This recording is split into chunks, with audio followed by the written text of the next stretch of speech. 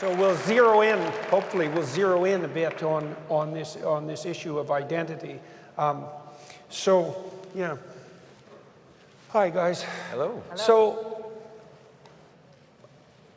we might as well riff to begin with off some of the issues that Peter raised. Jonathan, maybe I'll start with you. One of the things Peter pointed to is the fact that following Descartes and following the Enlightenment, one of the presumptions we made on the more humanist side was that to be a human being was to be a mind, and maybe to be a linguistic mind, a creative linguistic mind. And now we have machines that are credible and very rapidly improving linguistic minds. And so either they're human by that old definition, or our definition of human wasn't adequate. And Thiel pointed interestingly back to Christianity. We weren't able to develop that theme anymore, but I'm curious about what you think we might have missed in that too rapid association of the mind with the soul, and both of those with something like linguistic competence. Yeah. I think that humans want things. We have aspirations, we have goals, and everything that we care about is actually what makes us human. And that is why the ancients understood us as being made in the image of God, but in a relational manner. We look up and we desire to move up towards something that transcends us. That vertical relationship was the key to understanding identity. And we kind of threw that aside and thought, no, we just need to be reasonable beings, and that's all that we need. And we took for granted the problem of how identity is actually aspirational.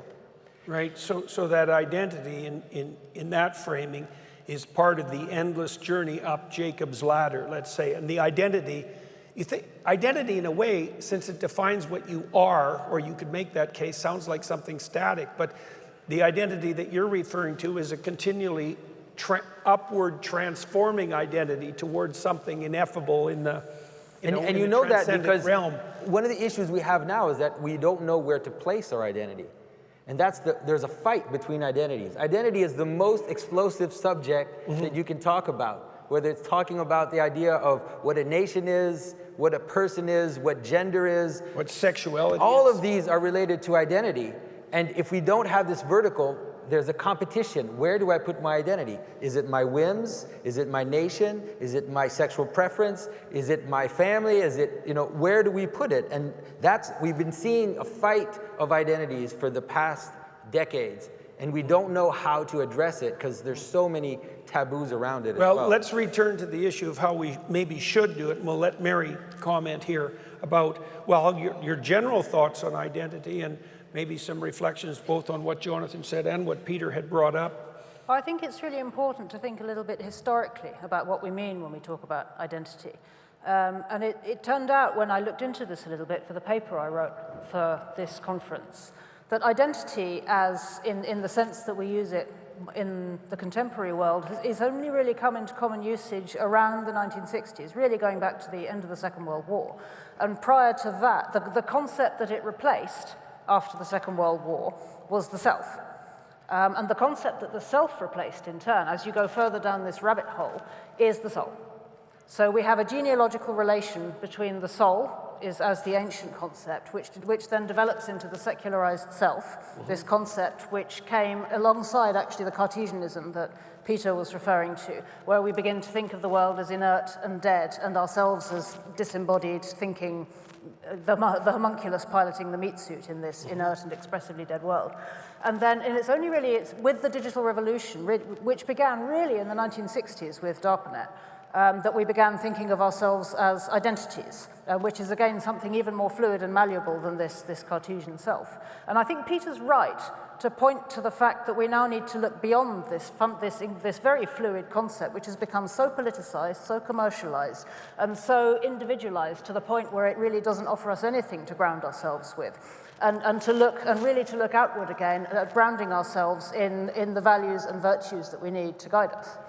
Okay, so And really, and Peter referenced Imago Dei, and I think, Jonathan, you've spoken before to how that really is the only concept left standing with the robustness to ground what we're talking about. And it sounds like it's just sentimental, or that it's dealing with some existential issues that we have, but it's a structural question, right? It's a structural question to understand how identity functions. Jordan this morning talked about how identity is founded in sacrifice. That is, there is this embedded giving up towards the things that you care about, and that is the way that identity scaffolds into each other. And so, you know, sorry, go ahead. Well, that's associated, I would say, with the Abrahamic conception of adventure. So God, the God whose image we're made in principle, comes to Abraham as the spirit of transformative adventure, right? And he makes 4 offerings to Abraham, which are very interesting. They're very much worth thinking about. So God comes to Abraham as the spirit of adventure and tells Abraham that if he embarks on this transformative, upward-striving, sacrificial adventure, then he'll be a blessing to himself. His name will become justly renowned among his fellows, so it solves the status problem in the proper manner. He'll be handed both those benefits in a manner that establishes something of permanent and multi-generational enduring value. That's what makes him the father of nations. And he'll do that in a manner that is not zero-sum.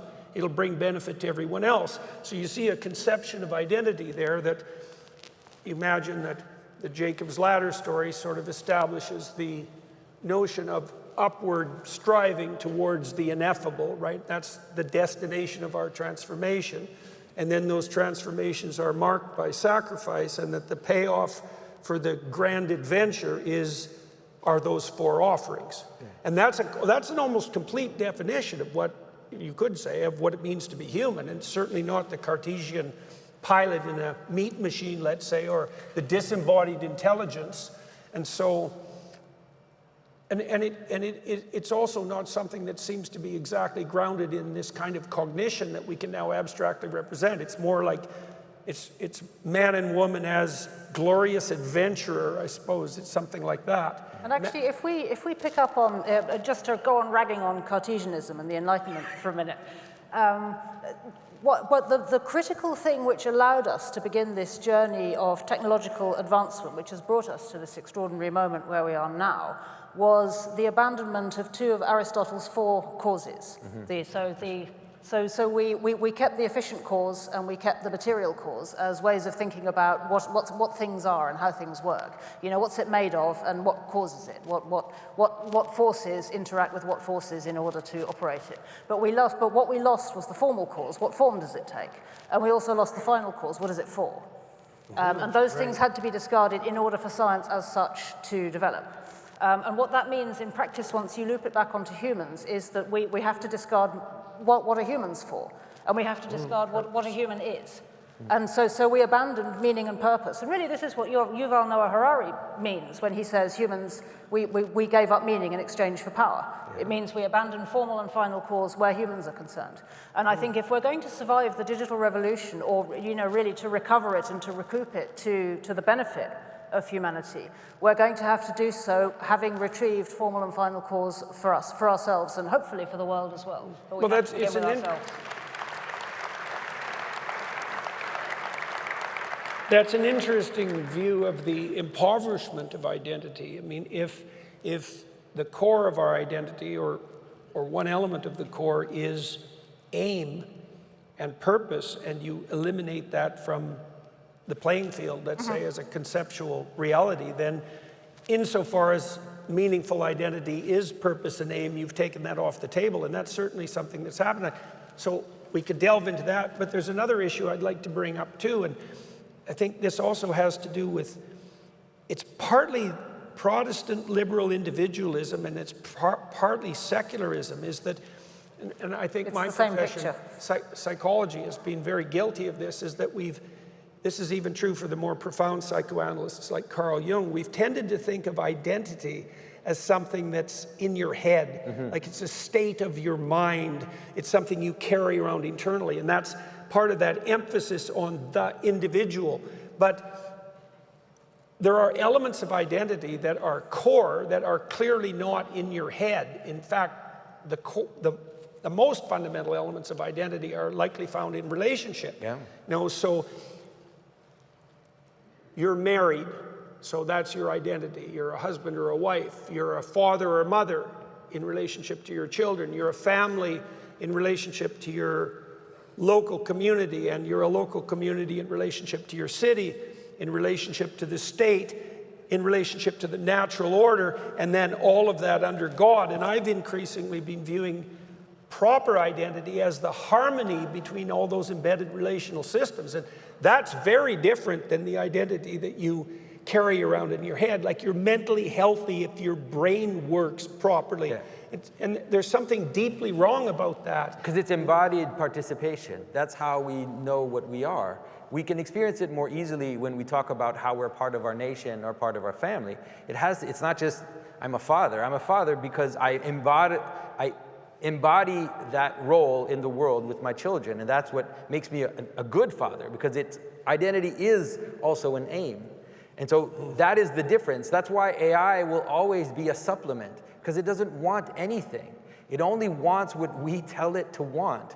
It has no body, it has no death, it has nothing, it has no drives. And so even the fact that we're confusing these AI models with true intelligence and true agency means that we've completely forgotten what it is to be human. That's interesting because, well, you see, there's a real perversity about that, or paradoxical and almost comical perversity, is that as we've been able to mimic the most abstract elements of human identity, and those, as Peter said, that we reflexively identified with the human as opposed, let's say, to the animal, our ability to use language, we're finding our true humanity in the instinctual, right, in the motivational drives and in the embodiment that's underneath that. So it's like it's back to the body that's defining us as human as we replicate our capacity to abstract in machines. And I can't help but think that that's part of the deep reason why in the Christian worldview, for example, there's tremendous emphasis on the sacrality of the body, right? You're not a disembodied spirit. And even the resurrected individual is an embodied individual, not a spirit that's floating somehow magically in some space that can be duplicated in the, let's say, in the digital world. And that's because identity has to be understood as the gathering of multiplicity into unity. That's what identity is. And so it is always embodied. It has to be embodied because that's what it is. It's taking a bunch of stuff, a bunch of cells, a bunch of people, a bunch of intentions, and it's joining them together towards a purpose. I think I'm more optimistic than you about AI making us forget that we're human. I think what will actually happen is that it will force the metaphysical issue. And we will learn the hard way. We'll spend plenty of time getting confused until we learn to draw the distinction between computation and comprehension. But eventually it will force the metaphysical issue. In much the same way as we did our best to technologize Eros through the sexual revolution. And we did our best to technologize Thumos through the technologies of recognition in social media. All these different ways of constructing a self to be recognized digitally on the internet as this creature of pure abstraction, which has given us sort of the Great Awakening, briefly, and hopefully now over. Maybe, and we're going to have a go at technologizing logos. That's what the AI revolution. That's what the doomers think the AI revolution is going to do. That we're somehow going to replace ourselves with a superintelligence. It's not going to happen. In the same way as the technologization of Eros and Thumos just produces a sort of strange simulacrum, but it doesn't actually supplant the real thing, and it doesn't really nourish us. It doesn't really, It doesn't really improve on what we are.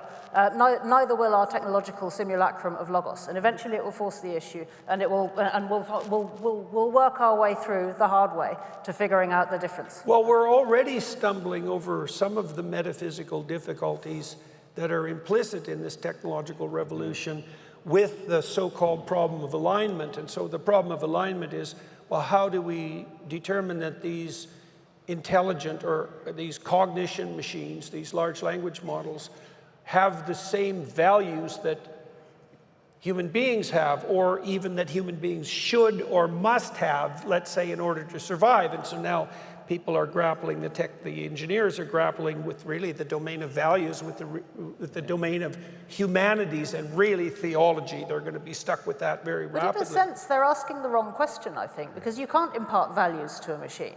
It's Well, just so the idea is ridiculous. Yeah, well, let's take that apart for a minute. I mean, it's such a tricky thing to work out, because on the one hand, part of the reason why you and I can communicate and we can understand each other, and this pertains to a point that Jonathan made, is that we share a very deep biological platform. And so there's, like, if you say that you were angry, I don't have to ask you what you mean by angry. I ask you what you were angry about. And the reason I don't have to ask you what you mean by angry is because I get angry too. And so I know machines have a simulation of that. But it's a funny simulation because the pattern is there, right? Like, they've got, the large language models have everything about anger that's encoded in language, and that's encoded in relationship to all the other encodings of emotion in language. And so it looks like the real thing, and it acts like the real thing, but it doesn't have this embodied reality that is really, well, at least that's partly what we're fleshing out here, that really does make us human. And that's it doesn't care. It doesn't have care. No, it acts like it cares. Yes. Mm-hmm. But it's embodying our cares. Yeah, right. And the problem I think that I see is that we're precisely in this moment when people are forgetting what it is to be human. They don't know where to place their identity. They've rejected the image of God in us. And now we're increasing our power in these technologies that feed back into our identity making. And so it's this wild moment where, in fact, we would need all the wisdom of the ancient theologians right now, but we've discounted it. We've said all this stuff about non-human intelligence, we don't actually need to talk about it because it's all superstition, and now we're building a non-human intelligence. And yet, if we're willing and able to bring formal and final cause back into the picture in our heuristic for how and when we judge that it's appropriate to use AI, I think we can still make it. I really do. I mean, this is an analogy which I offered both of you earlier when we were discussing this. There is a critical difference between giving your child an AI language learning tool in order to tune skills which he or she can then use in practice with real people in the real world. That seems to me self-evidently a potentially very useful and beneficial educational thing to do. Why not? I don't speak Italian. My child can now speak Italian. Great. But that's a qualitatively fundamentally different thing to, say, offering your child an AI friend. One of them is a tool which enables greater relationality with other people. The other is a substitute for other people, which collapses the distinction between the machine and the person. And to my mind, the paramount task that we face now is learning to tell the difference between those two uses of the technology that we now have at our fingertips. Yes, well, God help us in that difficult endeavor. All right, well, we should draw this to a close. Thank you very much for that. That's just what we've just barely scraped the surface, let's say, of identity in a digital world, but we made some headway, and well, we'll continue to do that in our conventions to come. Thank you very much. Thank you for that. Yeah.